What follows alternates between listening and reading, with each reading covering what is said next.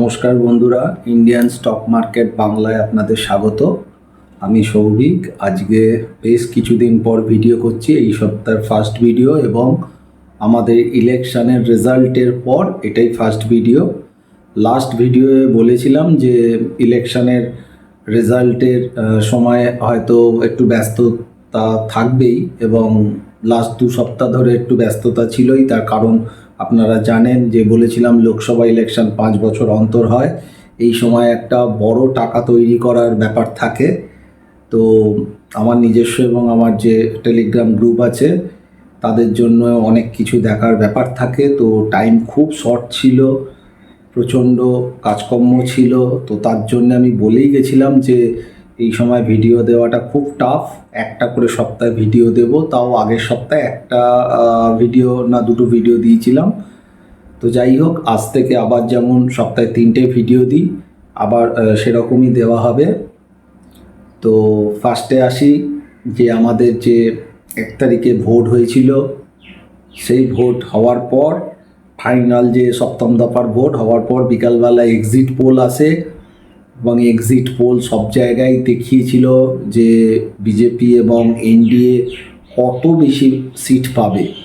ঠিক আছে, তো আবার একবার প্রমাণিত হলো যে এক্সিট পোলটা টোটালি ফলস।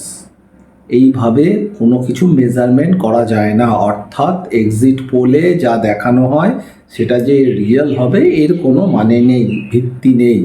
কিছু জনের মনোভাব নিয়ে সেটা কখনোই হয় না, বা যাদের থেকে নিচ্ছে তারা যে কতটা ঠিক বলছে এটাও একটা ব্যাপার থাকে। তো যাই হোক, এটা আমার তো মনে হয় এক্সিট পোল তুলে দেওয়াই উচিত। তো এখন যারা করছে বা যারা করাচ্ছে তাদের ব্যাপার। তো আলটিমেটলি কি দেখা গেল, এক্সিট পোল এরকম হলো। হওয়ার পর শনিবার দেখালো, সোমবার দিন একটা বিশাল গ্যাপ আপ খুললো, বিশাল টানাটানি হলো।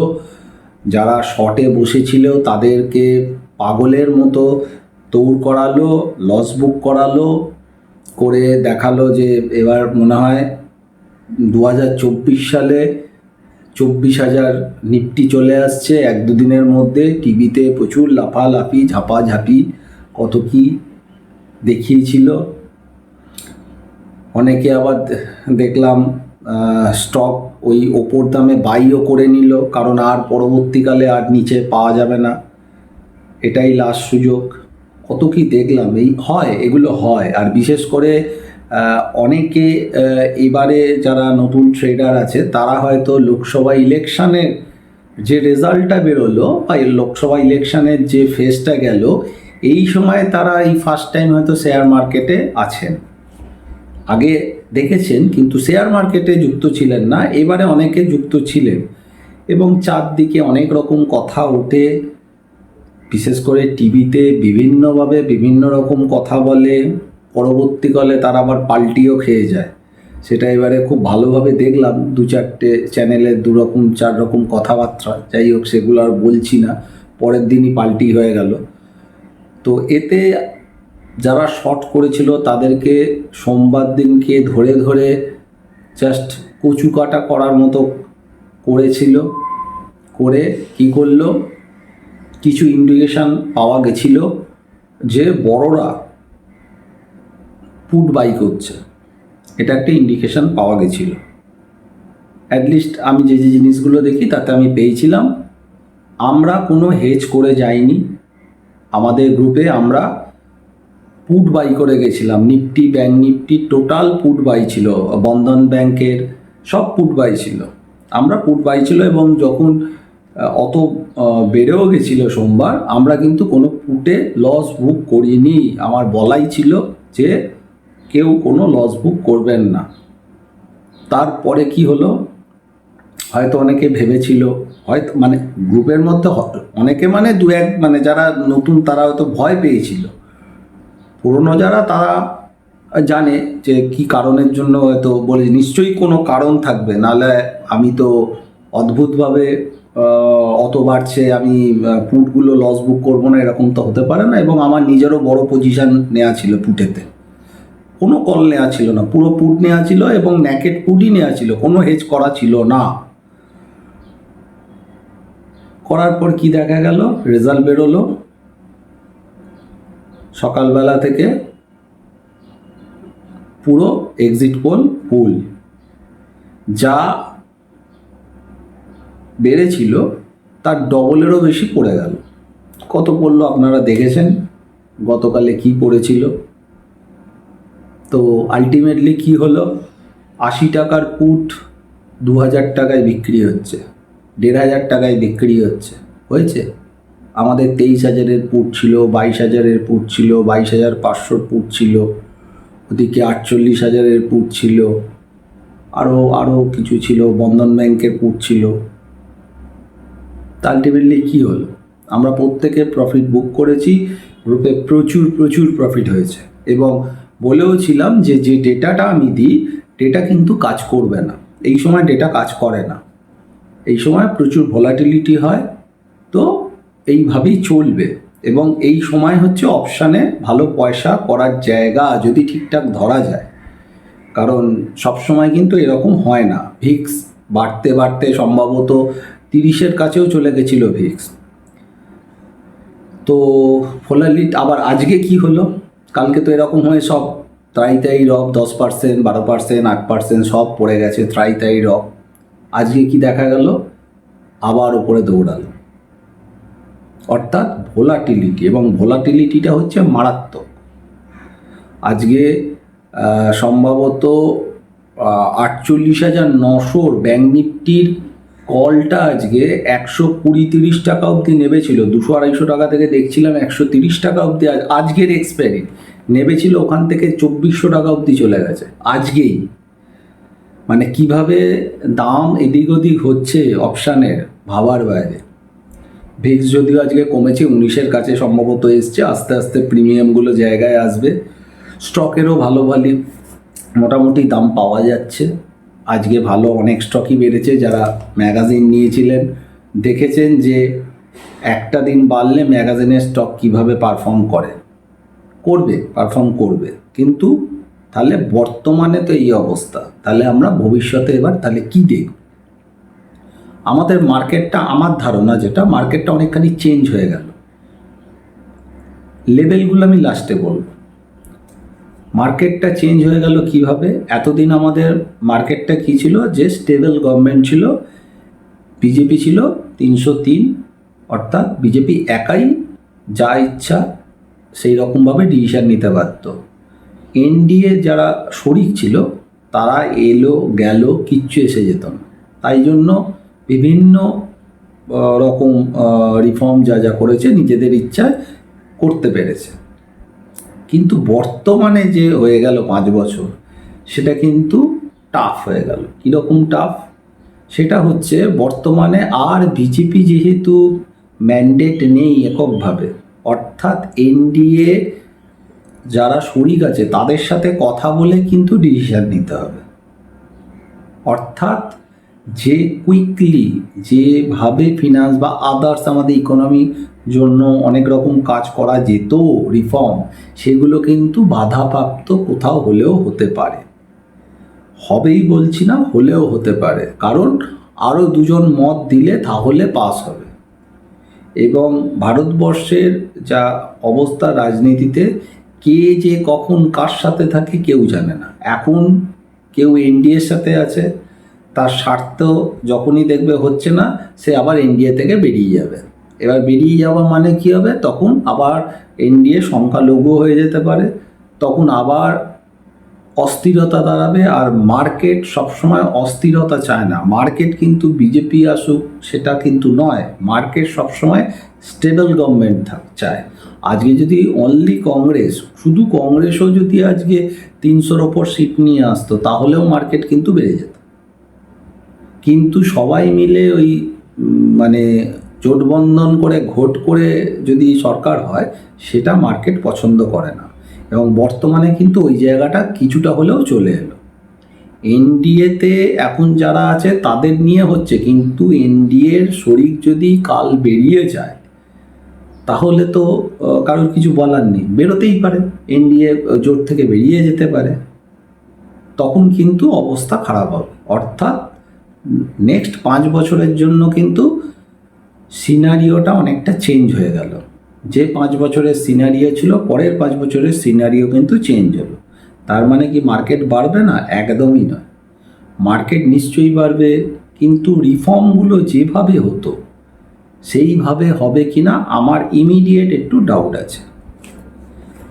সেকেন্ড, এবার তাহলে কি দেখবো? ফার্স্ট, এবার মার্কেট কি দেখবে?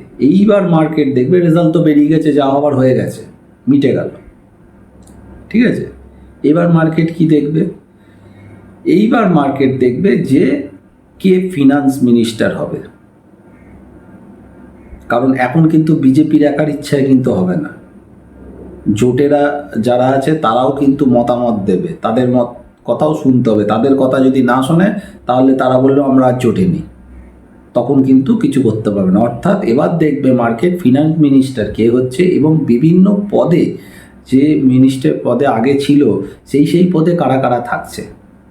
সেটা যদি মার্কেটের পছন্দ হয় তাহলে ভালো, পছন্দ যদি না হয় তাহলে কিন্তু আবার কারেকশান, এবং সেগুলো কিন্তু রাতারাতি হবে, বলে কয়ে হবে না, রাতারাতি হবে। মানে ভোলাটিলিটিটা মারাত্মক। আজকে যে বাড়লো কাল পড়বে না কেউ বলতে পারে না, কালকে পড়তেও পারে, কারণ বাজার তৈরি করবে, বাজার এখন খুব সেন্টিমেন্ট হয়ে যাবে, তৈরি করলো। এরপরে হচ্ছে আর একটা জিনিস যেটা বলতে ভুলে গেছি, সেটা হচ্ছে কালকে এত এফেক্ট কেন দিল? কালকে প্রায় 5,000 point bank Nifty, 2,000 point Nifty, একটা সময় তো সেল সার্কিটের জায়গায় চলে গেছিলো, এতখানি কেন হলো? হওয়ার কারণ হচ্ছে সোমবার এতখানি বেড়েছিল বলে। যদি সোমবার দিন অতটা না বাড়তো তাহলে কিন্তু মঙ্গলবার এতখানি পড়তো না। যেহেতু এক্সপেকটেশন হয়ে গেল কি 400 ওপর চলে যাচ্ছে এনডিএ, তার জন্য কিন্তু ফলটা এতখানি এলো। এবং আমার ধারণা যে কিছু মানে বড় বড় ইনভেস্টার বলুন, সে তারা কোনো পার্টিরও হতে পারে বা আদার্স হতে পারে, তারা কিন্তু সোমবার দিন ওই মার্কেটে প্রফিট বুক করেছে, পরিষ্কার প্রফিট বুক করেছে এবং পুটও বাই করেছে। কিছু ইন্ডিকেশন পাচ্ছিলাম পুট বাই করার, এবং তারা কিন্তু সোমবার প্রফিটটাও নিয়েছে এবং পুট বাই করে নিয়ে মঙ্গলবার পুটেরও পয়সা নিয়েছে। আরেকটা কথা আমি আগেও বলেছিলাম ভিডিও, যারা রেগুলার দেখেন জানেন যে এই জায়গাটা আমার খুবই খারাপ লেগেছে, যে স্টক মার্কেট নিয়ে কেন প্রধানমন্ত্রী এবং Amit Shah direct stock market নিয়ে কথা বলবে। এই জিনিসটা উচিত নয়, এটা কখনো উচিত নয়। স্টক মার্কেটের মতো চলবে, তারা একটা জায়গায় আছে, তারা ডাইরেক্ট স্টক মার্কেট নিয়ে কেন কথা বলবে? এটা কিন্তু আমি ভিডিওয়ে বলেছিলাম, দুবার বলেছিলাম যে এখানে আমার কিন্তু কিছু সন্দেহ আমার লাগছে, এবং সেটা এখন আমি প্রমাণিত যে আমি যেটা ভেবেছিলাম আমি ঠিকই ভেবেছিলাম, কিছু গড়বড় হচ্ছে। হয় ওভার কনফিডেন্সে বলছে, অথবা ইনভেস্টারদের আনানোর জন্যও বলছে। কিছু তো গণ্ডগোল আমার লেগেছিল, এবং সেটা আমি যেটা ট্র্যাক করেছিলাম সেটা ঠিকঠাকই ছিল। আমার মনে হয় এর পরবর্তীকালে শেয়ার বাজার নিয়ে আমার মনে হয় কোনো নেতা মধ্যে এরকমভাবে ডাইরেক্টলি না বলাই ভালো। তারা ইনভেস্ট করলে করতে পারেন, কিন্তু ডাইরেক্টলি মার্কেট কিনে নাও, রেজাল্টের পর বেড়ে যাবে আর কেনার সুযোগ পাবে না, এইসব বলাটা কিন্তু একদম উচিত নয়। তার ফল কিন্তু অনেকেই ভুগেছে, অনেকের অনেক টাকা গেছে, অনেক টাকা গেছে। তো যাই হোক, ম্যাক্সিমাম গেছে, আবার আসবে, মার্কেটে আসা যাওয়া চলবে। তবে একটা কথা বলছি, মার্কেট এখন যেরকম হয়ে গেছে, আজকে হয়তো ভিডিও একটু বড় হবে, মার্কেট যেরকম হয়ে গেছে সেটা হচ্ছে একতরফা কিন্তু কিনে বসে থাকলাম, সেরকম মার্কেট নয়। খুব ভালো করে বুঝে শুনে, টেকনিক্যাল বুঝে এবং কি বলতে চাইছে মার্কেট সেটাকে কিন্তু বুঝতে হবে। প্রচুর আপ ডাউন হবে, যদি ধরা যায় প্রচুর টাকা পাওয়া যাবে অপশানে, আর যদি ধরা না যায় তাহলে প্রচুর টাকা ক্ষতি হয়ে যাবে। উল্টে ক্যাশও বলছি, সব স্টক কিন্তু দৌড়াবে না। আদানি গ্রুপ 20% করে পড়ে গেছিল, 15, 18, 20 মানে সবই লাল ভর্তি, আবার উঠেছে। সব স্টক সব জায়গায় দৌড়াবে না, যারা যে জায়গায় টপ করে গেছে অনেক স্টক সেই টপগুলোকে আর যাবেই না। বুঝে শুনে স্টকে কিনতে হবে, প্রফিট নিতে হবে। আবারও বলছি, মার্কেট কিন্তু এখনও যে ডেঞ্জার জোন থেকে বেরোয়নি, এখনও টাইম আছে। এখনও আমেরিকার ইলেকশন আছে, আরও অনেক কিছু ব্যাপার আসবে ভবিষ্যতে। ইমিডিয়েট একটা ভিডিও এত কিচ্ছু বলছি না, এত বলা সম্ভব না একটা ভিডিও। এখনও কিন্তু আমাদের সামনে অনেক রকম ঘটনার ব্যাপার আছে, সেখানে কিন্তু মার্কেট রিয়্যাক্ট করবে এবং রিয়্যাক্টগুলো কিন্তু নিচের দিকেও থাকবে এবং সেটা বলে কয়ে আসবে না। যেমন সোমবার দিনকে হওয়ার পর মঙ্গলবারটা বলে কয়ে আসেনি, এরকম বলে কয়ে আসবে না। ওই জন্য খুব সাবধানে কাজ করবেন, হাতে ক্যাশ রেখে কাজ করবেন। ইনভেস্ট করতেই হবে, কিন্তু এই যে পড়লো তখন কিছু কিনলেন, আবার পড়লো তখন কিছু কিনলেন, কিন্তু বুঝে সব স্টক নয়, বুঝে স্টক। ওই করোনার পর যাই কিনছি বেড়ে যাচ্ছে, এবার কিন্তু এরকম হবে না। আর যেগুলো বাড়বে সেগুলো কিন্তু 5 গুণ, 10 গুণ, 12 গুণ এরকমও বাড়বে। তো যাই হোক, এটা গেল এখন আর একটা পার্ট। সেকেন্ড হচ্ছে, এরপর মার্কেট কি দেখবে? বাজেট। এরপর আমাদের সামনে বাজেট কি হতে পারে, বাজেটে কোন স্টক খেলতে পারে, এগুলো নিয়ে এবার মার্কেট কিন্তু চিন্তা করবে। কারণ এখন আর বিজেপি একা নেই, সবাই মিলে করবে। অর্থাৎ বাজেটটা কিন্তু বুঝে শুনে করতে হবে, সবাইকে মিলিয়ে মিশিয়ে কথাবার্তা জানিয়ে বাজেট করতে হবে। সেটা কতটা মার্কেট ভালোভাবে নেবে না নেবে বা কোন সেক্টর ভালো হবে সেগুলো কিন্তু নজর থাকবে। অর্থাৎ সামনে ভোট হয়ে গেল, এবারে দেখবে কে ফিনান্স মিনিস্টার হচ্ছে বা কোন মন্ত্রী কে কোথায় হচ্ছে, এটা একটা বড় জায়গা, এতে একটা রিয়াকশান আসবে। তারপরে আসবে বাজেটের রিয়াকশান আমাদের ইন্ডিয়া। তাছাড়া তো ছোটো ছোটো আরবিআই পলিসি আছে, ওগুলো মানে ছেড়ে দিন। তো মোটামুটি আমার যেটা মনে হয়, প্রফিট বুক করতে হবে, ক্যাশ হাতে রেখে কাজ করতে হবে। আর এখন আগেও বলে গেছিলাম, তাও বলছি, এখন আপনারা যদি পারেন তো আইটি সেক্টরের স্টক দেখতে পারেন। আইটি সেক্টরের স্টক থেকে আমার মনে হয় পয়সা পাওয়া যাবে।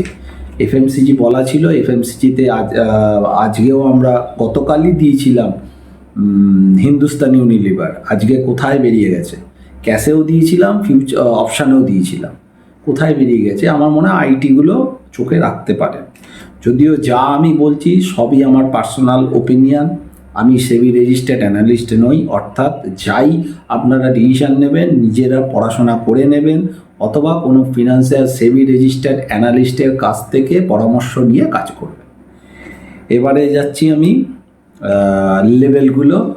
নিফটি আজকে ক্যাশ লেভেলে বলছি 22,573 ক্লোজ হয়েছে। সাপোর্ট হচ্ছে গতকালের লো, অ্যাপ্রক্স 21,280 না ভাঙা অবধি ওকে। ওপরে 23,300 থেকে 500 অর্থাৎ নিউ হাই করে দিলেও দিতে পারে, কিন্তু ভোলাটিলিটি হবে, ঠিক আছে। কিন্তু গতকালের লোটা খুব ইম্পর্টেন্ট। ব্যাঙ্ক নিফটি ক্লোজ হয়েছে 48,853, ওটারও গতকালের লো অ্যাপ্রক্স 46,000, না ভেঙে ক্লোজ না দিলে, ঠিক আছে। ওপরে 51,000 থেকে 51,500 অবধিও যেতে পারে, কিন্তু ভোলাটিলিটি হবে। অর্থাৎ খুব বুঝে শুনে কাজ করুন। আইটি সেক্টর যারা ক্যাশে কাজ করেন তারা আইটি সেক্টর দেখতে পারেন, মনে হচ্ছে আইটি সেক্টর ভালো হবে। আর এফএমসিজি আমার মনে হয় না ইমিডিয়েট আর এফএমসিজিতে ঢোকা উচিত, কারণ এফএমসিজি প্রচুর বেড়ে গেছে, এবার কিন্তু হাতে দিয়ে দেবে বেশ কিছু দিনের জন্য হলেও। অর্থাৎ এফএমসিজি না হয় আমার মনে হচ্ছে আইটি সেক্টরে ঢোকা উচিত। এছাড়া পিএসইউ দেখে শুনে করতে হবে, সব পিএসইউ যে চলবে এরকম ব্যাপার নয়, ডিফেন্সও সব চলবে ব্যাপার নয়। আইটিটাকেই আমার ভালো লাগছে বলে আইটিটাই শুধু বলছি। যাই হোক, 19 মিনিট ভিডিও হয়ে গেছে, আবার নেক্সট শুক্রবার অথবা শনিবার নেক্সট ভিডিও আসবে। আজকে এখানেই শেষ করছি, ভালো থাকবেন, সুস্থ থাকবেন, নমস্কার।